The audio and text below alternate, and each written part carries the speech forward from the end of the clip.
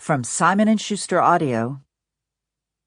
Orion Presents 50/50 by Steve Cavanagh.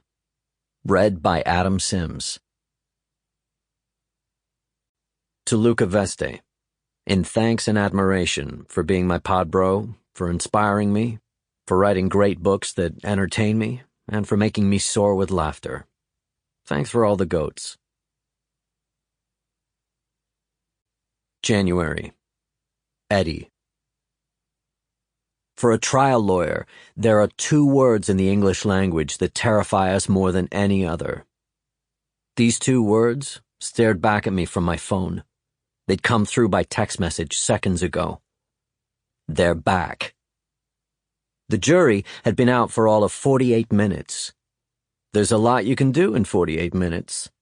You can have lunch, you can change the oil in your car, you can probably even watch an episode of a TV show.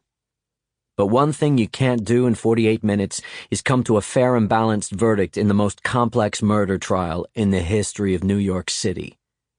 That's not possible. It was probably a question from the jury, I thought. This isn't the verdict. It can't be. Across the street on the corner of Lafayette is the Corte Cafe. From the outside, it looks inviting. Inside, it's coffee and breakfast sandwiches on plastic tables and chairs. Usually 3 or more lawyers cool their asses on those chairs. You can always tell the ones who are waiting on a jury. They can't eat. They can't sit still. They unnerve the place like a guy sitting there with a machete on his lap. I used to go there when I was waiting on a verdict, but the sight of another lawyer in jury limbo is enough to put anyone off the coffee in the Corte Cafe. And the coffee is good.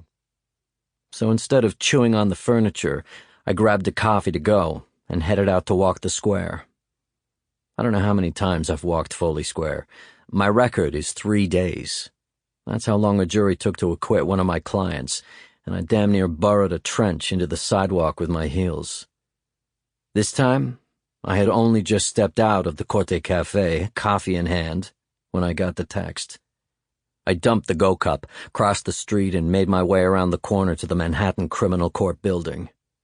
The stars and stripes flew from a flagpole 30 feet above the entrance doors. It was an old flag.